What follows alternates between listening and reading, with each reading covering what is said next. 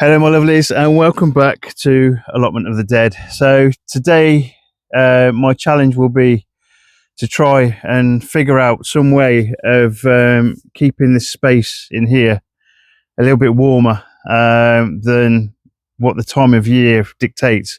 So we've got temperatures, I think they were down as far as -3 still at the moment. And the temperature in here at the moment is 7 degrees. So I'm thinking ahead to the end of March, probably into April, where I'm going to need to probably start bringing some of my plants down here. Space will always be a premium whenever you're planting any amount of plants, really. And I think if you've seen any of my previous videos, you know that I've probably got around 300 to 400 chili plants on the go at the moment. Which makes life difficult, at least at home. I've already turned my bedroom into a greenhouse, and I'm sure my wife's not appreciating that too much. But if I can bring the plants down here a little bit earlier without the same issues I had last year, then that'll give me a little bit of respite from this new season, in effect, taking over, and in effect the amount of plants I've got taking over into the entire house, which it did seem to do quite heavily last year. So this year, I'm trying to come up with ideas. So if any of you guys out there have got any ideas about how to, in effect, add heat to this polytunnel, then please let me know. I'll show you some of the things that I'm thinking about at the moment. So last year I used paraffin, and it absolutely destroyed the other polytunnel. I say destroyed. The other polytunnel is it's covered in soot still. I could not get it all off, despite getting kind of big squidgies and things like that over it. So I've now designated that the grey polytunnel. This one being the white one, albeit with a little bit of kind of green still. So I need to wash this down again come the end of March. But I'm trying to not go with paraffin this year. Last year's plants were covered in soot as well, and it really did knock them back a bit. Partly because it kind of anywhere where you're going to block the respiratory pores of plants, which potentially the soot would have done, you're going to actually affect their ability to respire and photosynthesize. So unfortunately, it did hit them quite heavily. So this year, I'm thinking about doing some things with terracotta. So you can see down here, we've got a couple of terracotta skulls. So this is a pumpkin, and this is one of the skulls that I've got on the poison garden. These were purposely bought after Halloween, because I think these were about £1, £2 each. I think they were £5 or £6 moving up to Halloween, but only about £2 after Halloween. Made of terracotta, so these are absolutely fantastic for using as these terracotta heaters. Plus, you've got that added effect of, once you've got a light in there, these eye sockets and things lighting up is always quite interesting.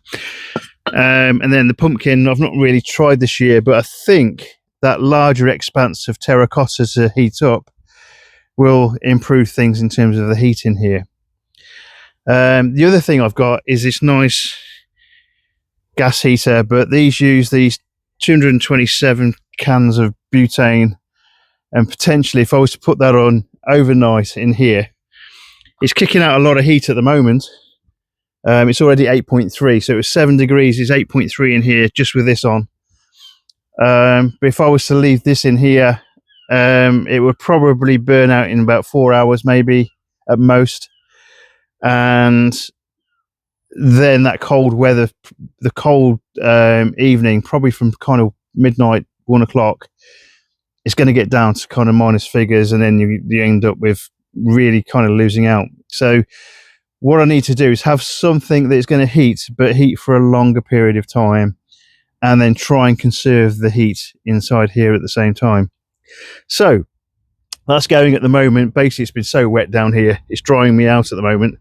I'm absolutely sodden Got rid of a lot of the bin bags and things down the tip, so that's been really good. So these terracotta things, so you can use an upturned flower pot, so the terracotta flower pots, as long as you've got kind of a little bit of a raised part in it so the air flow can go through them, and then as long as they've got a way for them to for the fumes and things to come out, so the candles and things that you use don't go out, then that will hopefully be ideal for getting some warmth. So to that end, I've got the 8 hour. So these are 8 hour candles. I think they use these anywhere where you can use a lantern or something like that. I think that's basically what they were used before. So you can kind of set fire to these.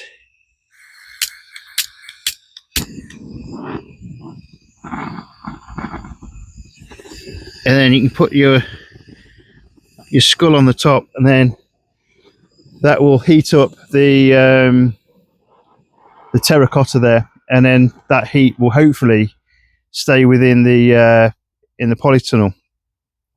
The issue with that is that it will only last 8 hours, so you're probably going to want to put it on quite late in the evening, just for those kind of hours that are going to be where you're going to need it to burn a bit longer. So looking at candles, I started looking at longer burning candles. So we've got a 13-hour one here. So again, we can use that underneath the these actually do fit underneath the skulls, just about. And so you want a little bit of clearance so that the airflow can go around them. But again, these can also go underneath the pumpkin. But then 13 hours again is not a great deal amount of time, especially with cold weather. So I decided to look at these. So this is an altar candle. So they use these in churches, things like that. They are smokeless. I say smokeless. They won't give out horrible soot and coal and all that sort of thing that's going to get black everywhere. But these will burn for 100 hours. So my plan is to set these up today and see what, if any, difference it makes comparing this polytunnel to that polytunnel. But what I'm also going to do is try and insulate the inside of this polytunnel with bubble wrap. So it's a tried and tested method. This is used quite often in greenhouses, polytunnels, that sort of thing, for insulation. So yeah, the idea is that these little bubbles are actually full of air pockets, so they will heat up again during the day, and then they'll hopefully conserve that insulation over that colder evening period. So we'll try and set that up today as well. But yeah, if you guys have got any ideas at all about how I might bring heat into this polytunnel, then please let me know. Anything will be considered. I've had a look at diesel. I'm not sure whether I'm handy enough. I don't know if you saw my last video where I ended up almost impaling my bum on a pole. I'm not sure I'm handy enough to actually safely set a diesel heater up. Unless you can send me in the direction of some resources of some kind where they make it really, really simple, and then I can maybe try and figure that out. The issues I'd have in here would be with outtake pipes and things like that. So making sure that the fumes and things don't build up in here. It's warming up quite nicely in here just with that on. So this is 9.7, so we're almost at 10 degrees with the heater there. But again, that heater's not going to last long at all. So I will get to insulating the inside of this polytunnel, and I'll set some of these up overnight, and then we'll just see what temperatures we can get inside here, in the hope that we can get some lasting heat.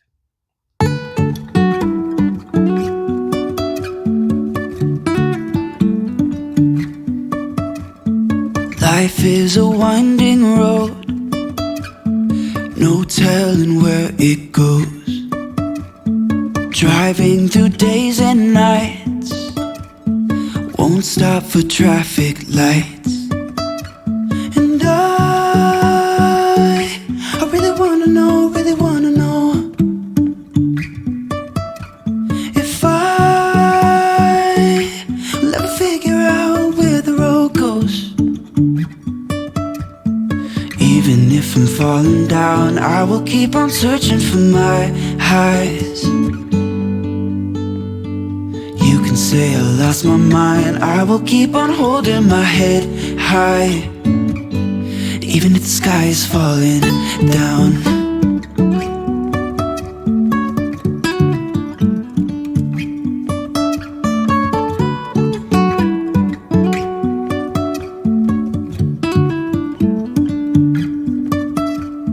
Jumping from cliffs so high, trusting our wings to fly.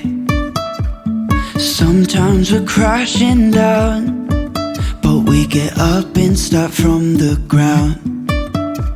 And Okay, guys, I've just spent probably the best part of 2 hours, maybe more, lining the inside of the other polytunnel with bubble wrap.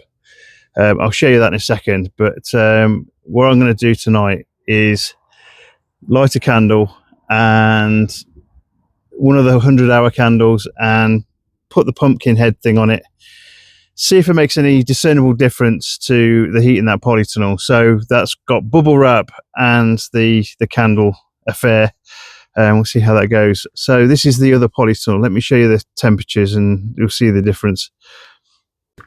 Okay, we've currently got 5.3.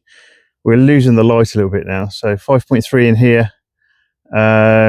Nothing changed in here really, just as is. I've moved some of the plants and things into here. We should be okay still, even though some of them are looking a bit bedraggled. And I've turned this one into what looks like Hellraiser's cage with these spikes coming out everywhere, which is just cable ties. The easiest way to put things up, especially this bubble wrap, is with cable ties. So that's kind of what I've done.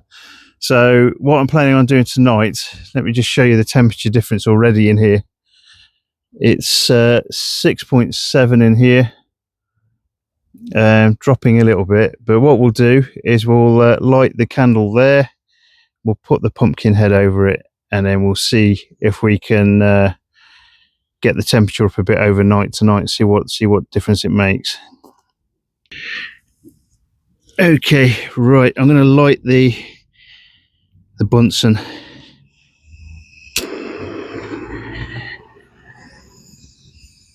Okay, so that's lit really, really well. It takes a while to go out this. Okay, so there's me candle all nicely lit, and we'll put the pumpkin head on the top, and you can see there nicely burning,